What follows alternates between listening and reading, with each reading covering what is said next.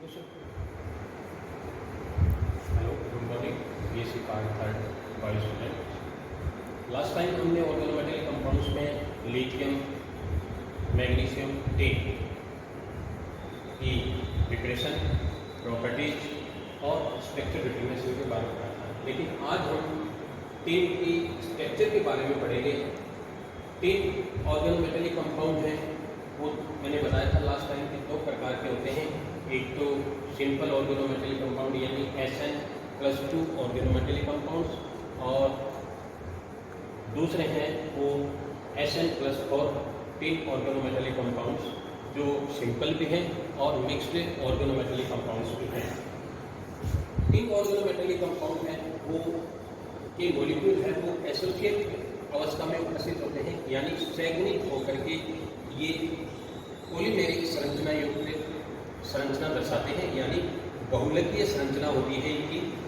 जैसे simple organometallic compound है R4SN, R=CH3 भी है, C2H5 भी है, C6H5 भी है, C3H7 भी है और C4H9 भी है आदि होते हैं। इस प्रकार से इसकी संरचना है वो चतुष्फलकीय संरचना उपस्थित होती है।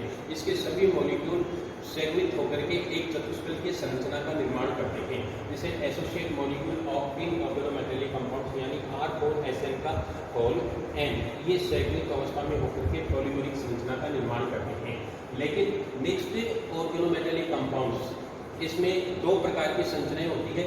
एक तो R3X, R3SNX और दूसरी है R2SNX2, जिसमें R ग्रुप है वो टिन के प्लेनर अवस्था के अंदर टिन के साथ में सहसंयोजक बंध द्वारा जुड़े होते हैं, यानी त्रिभुजीय समतलीय संरचना होती है जिसमें ये प्लेनर अवस्था के अंदर उपस्थित होते हैं। लेकिन टिन के लंबवत अवस्था में यानी परपेंडिकुलर अवस्था के अंदर इसमें एकात्मिक मॉलिक्यूल यानी X है, X=Cl भी है, Br भी है, IP है, आयोडीन मतलब, और फॉस्फेट भी है, नाइट्रेट भी हो सकता है।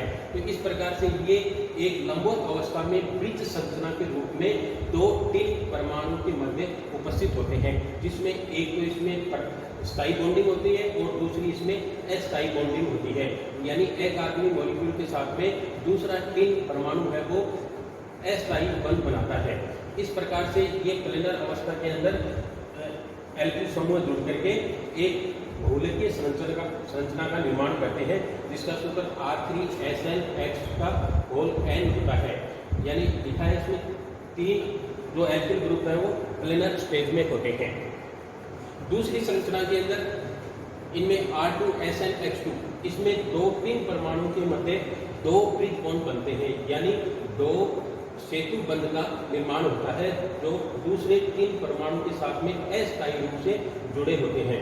जबकि R समूह है वो एक दूसरे के ऊपर नीचे अवस्था में तीन भागों से जुड़े होते हैं सहसंयोजक बंध के द्वारा।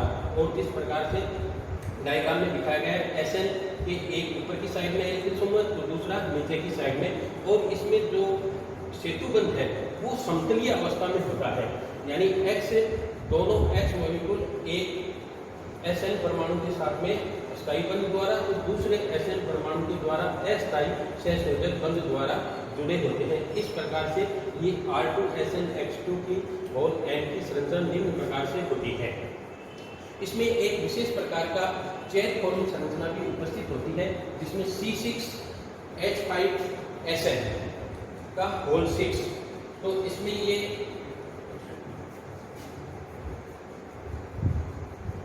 SN6 pH है C6H5, तो ये चेन फॉर्म है इसमें।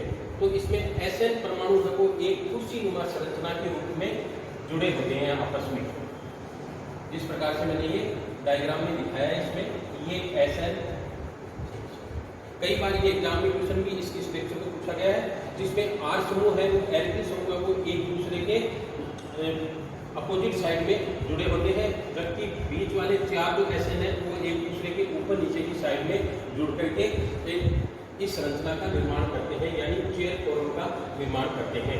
और SN परमाणु के बीच की दूरी है वो 1.98 एंगस्ट्रॉम होती है। इस प्रकार की एक टिन ऑर्गेनोमेटेलिक कंपाउंड में संरचना पाई जाती है।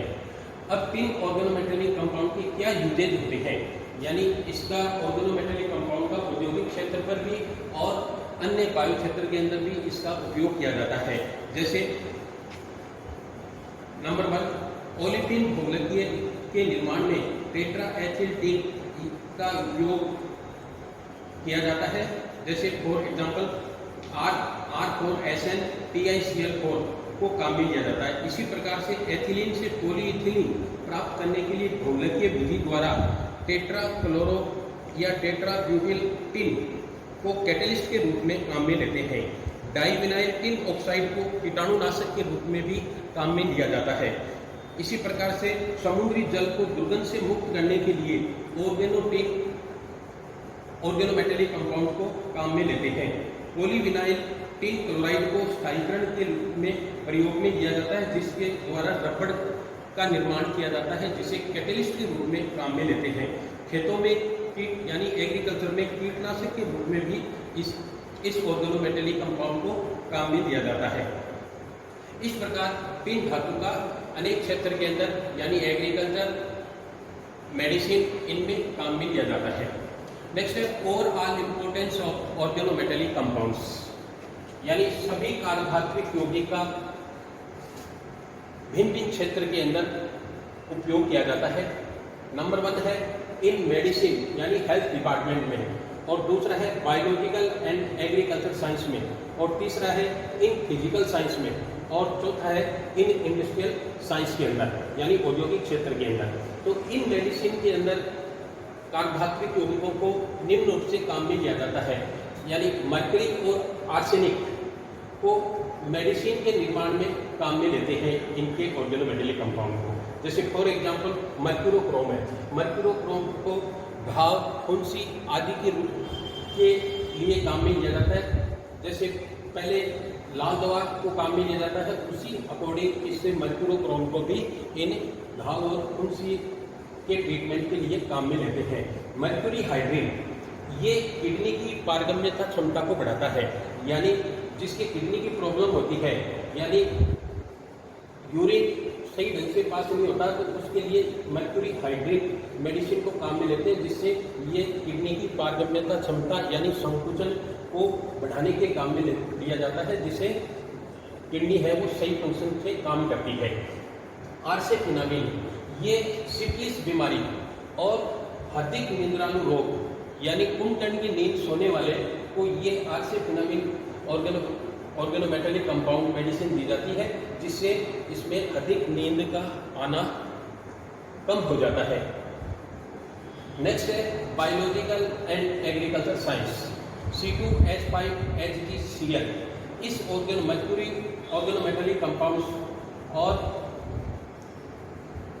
C2H5HgPO3 इन दोनों ऑर्गेनोमेटेलिक कंपाउंड के द्वारा यदि बीजों का उपचार करके, यानी पहले बीजों के ऊपर इस ऑर्गेनोमेटेलिक कंपाउंड से का घोल डाल करके यदि इनको बोया जाता है, तो प्लांट के अंदर एंटी फंगल और एंटी बैक्टीरियल डिजीज के द्वारा इसे बचाया जा सकता है। उसके बाद में फंजीसाइड्स यानी एल्काइल टिन ऑर्गेनोमेटेलिक कंपाउंड को यानी टेट्रा एल्काइल टिन को फंजीसाइड्स के रूप में भी काम में लेते हैं। डाइविनाइल टिन ऑक्साइड टेट्राब्यूटाइल टिन को फंजीसाइड्स के रूप में भी काम में लेते हैं। इसी प्रकार से टिन, आर्सेनिक, एंटीमनी ये बैक्टीरियोसिडल और फंजीसाइड्स के रूप में काम में लेते हैं। Next number 3 physical science. Physical science में टेट्रामेथिलसिलेन ये एक ऑर्गेनोमेटेलिक कंपाउंड है, जिसे NMR के रूप में NMR जब न्यूक्लियर मैग्नेटिक रेजोनेंस स्पेक्ट्रा निकालते हैं तो उसे स्टैंडर्ड सॉल्यूशन के रूप में इसे काम में लिया जाता है। इसी प्रकार से सिलिकॉन ऑयल है, सिलिकॉन ऑयल को अनेक फील्ड के अंदर काम में लेते हैं। इसी प्रकार से सिलिकॉन जो है रबड़ है उसे अपने दाहक पदार्थों से बचाने के लिए भी इसे काम में लेते हैं। साथ ही अपस्फोटन संख्या यानी ऑक्टेन नंबर, पेट्रोलियम पदार्थों में अपस्फोटन संख्या को बढ़ाने के लिए ऑर्गेनोमेटेलिक कंपाउंड्स को भी काम में लिया जाता है। इन इंडस्ट्रियल साइंस के अंदर ऑर्गेनोमेटेलिक कंपाउंड को भिन्न भिन्न क्षेत्र के अंदर काम में लेते हैं। जैसे for example tetra ethyl lead ये मोटर फ्यूल में एंटी नॉक के रूप में काम में लिया जाता है। दूसरा, इससे क्या है कि पेट्रोलियम पदार्थों की ईंधन क्षमता भी बढ़ती है। मिथाइल सिलिकॉन का उपयोग उष्मा प्रतिरोधी रबर बनाने के लिए काम में लिया जाता है। इसी प्रकार से औद्योगिक क्षेत्र के अंदर हवाई जहाज के टायर वगैरह सिलिकॉन रेजिन के द्वारा बनाए जाते हैं, जिससे सिलिकॉन रबर है वो कम घिसने वाले टायरों का निर्माण करता है। तो 10:30